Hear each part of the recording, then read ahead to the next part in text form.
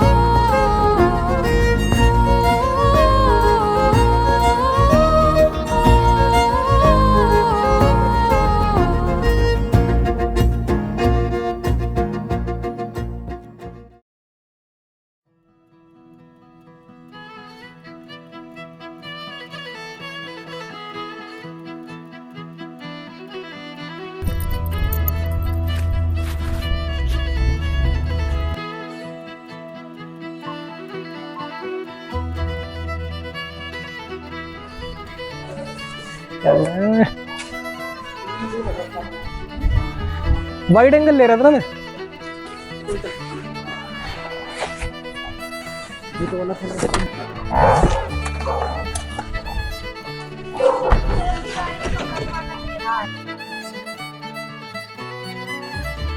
हम जा रहे हैं ऋषिकेश।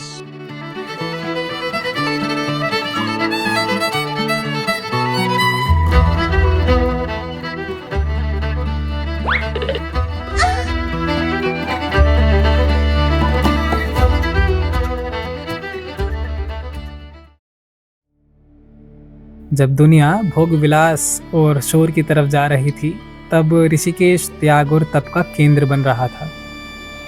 वैदिक काल से लेकर रामायण और महाभारत तक ये भूमि तपस्या और ध्यान की भूमि रही।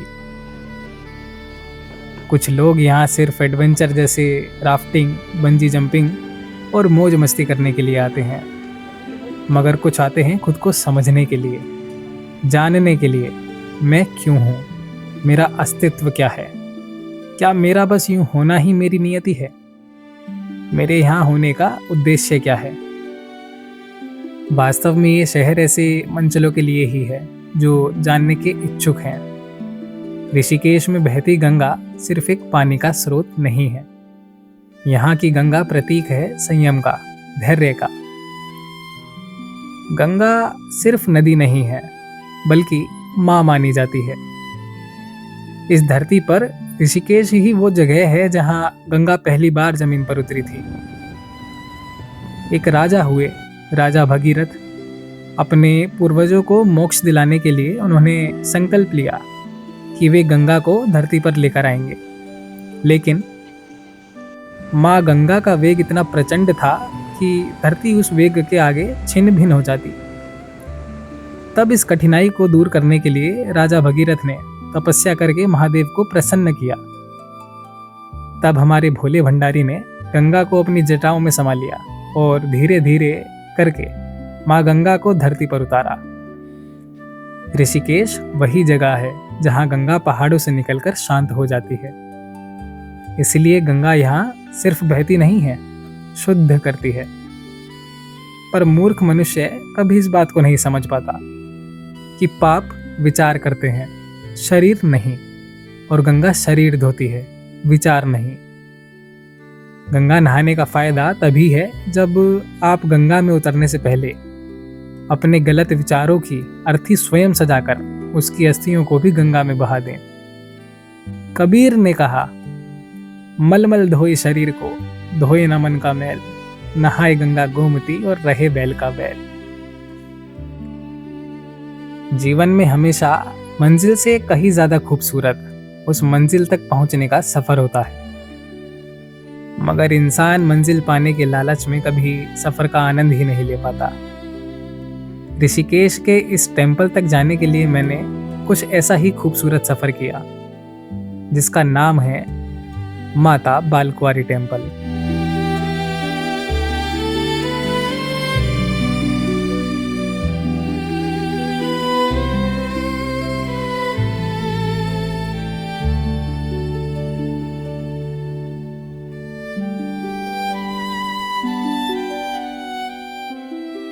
ये मंदिर बसा है एक ऐसे पहाड़ की चोटी पर जिसे चारों तरफ से दूसरे पहाड़ों ने घेरा हुआ है। मंदिर तक जाने के लिए आपको लंबी सीढ़ियों को चढ़कर जाना पड़ता है। मंदिर तक जाने का रास्ता जितना शांत और सुंदर है, उससे कहीं अधिक सुंदर मंदिर का प्रांगण है। मंदिर में मां शक्ति का रूप है। कहानियों में आता है कि यहाँ ऋषियों ने शक्ति और तपस्या के लिए ध्यान किया।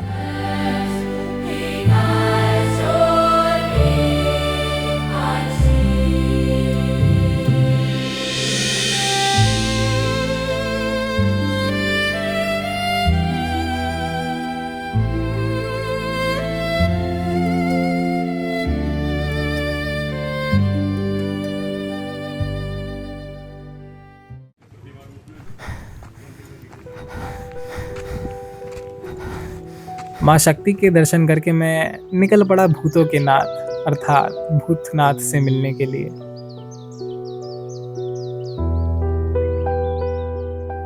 भूतनाथ टेम्पल तक पहुंचने के लिए एक छोटा सा ट्रैक करना होता है, जो कि मंदिर की आध्यात्मिक यात्रा की फील को और एनहेंस कर देता है।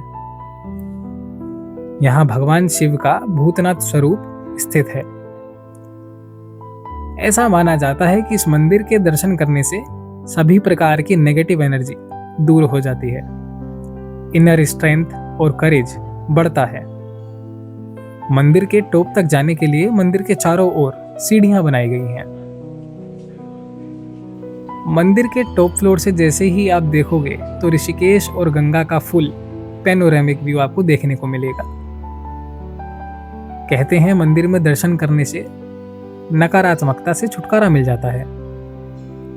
मैं कहता हूं कि आखिर ये नकारात्मकता आ कहां से रही है? ये कौन है जो बार बार नकारात्मकता का बीज बोकर चला जाता है? मैंने ढूंढा, खोजा, मैंने जानना चाहा। एक ही दोषी मिला, एक ही माली, जो बार बार आकर नकारात्मकता का बीज बोए चले जा रहा है। मैं खुद। ये मेरे ही तो विचार की स्मृति है जो मुझे पल भर में खुश कर देती है और दूसरे ही पल रोने, चिल्लाने और कोसने को मजबूर करती है। जब तक मैं ही मेरे विचारों की जंजीरों में बंधा रहूंगा, तब तक भगवान भी भला क्या ही कर लेंगे।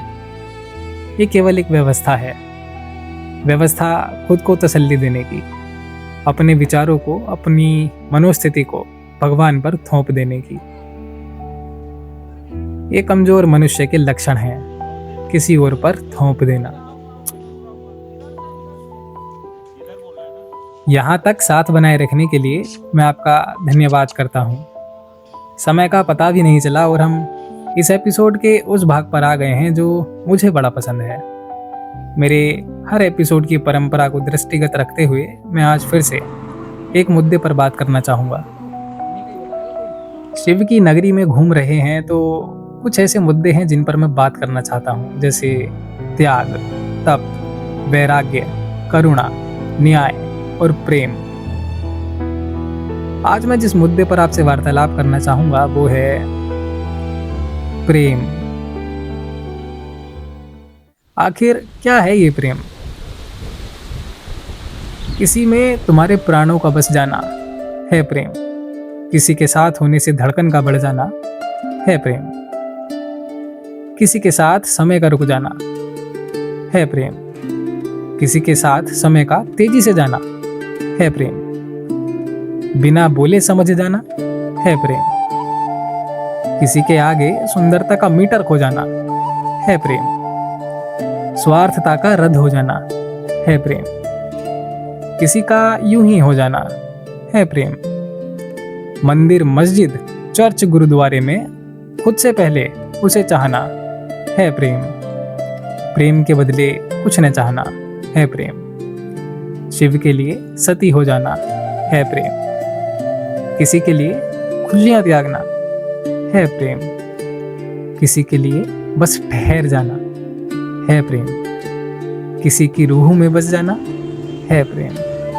शरीर रूपी चादर का ना दिखना है प्रेम। किसी के लिए पूर्ण समर्पित हो जाना है प्रेम। किसी को देखना और देखते रह जाना, यही तो है प्रेम। जब हृदय में ऐसी उथल पुथल होने लगे तो समझ जाना कि आपको प्रेम हुआ है।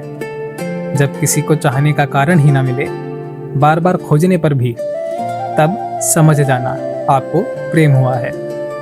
प्रेम से डरो मत, प्रेम करो। जिससे करो उससे इतना करो कि वो ही आपके लिए परमात्मा हो जाए। ऐसा प्रेम पाना तो छोड़िए, होना ही बहुत जटिल बात है। यदि कभी ऐसे प्रेम की प्राप्ति हो या करने का साहस भी पैदा हो जाए, समझना परमात्मा ने आपको चुना है। परमात्मा ने आपको उसे महसूस करने की क्षमता प्रदान की है जो कभी उन्होंने स्वयं महसूस की थी। और बदले में ये ना चाहना कि आपको भी वैसा ही प्रेम मिले। अगर ऐसा चाहा तो उसी क्षण वहां स्वार्थ पैदा हो जाएगा, और जहां स्वार्थ पैदा हो जाता है वहां प्रेम दूषित हो जाता है। यूं तो बोलने के लिए मेरे पास बहुत कुछ है। हो सकता है मेरे पेन की स्याही खत्म हो जाए, मेरी किताब के पन्ने खत्म हो जाएं, पर समय की अपनी एक गरिमा होती है। उसका सम्मान करते हुए इस एपिसोड को आज मैं यहीं अंत करता हूँ, और फिर से आपसे मिलूंगा एक नए एपिसोड में एक नई कहानी के साथ। तब तक के लिए अलविदा।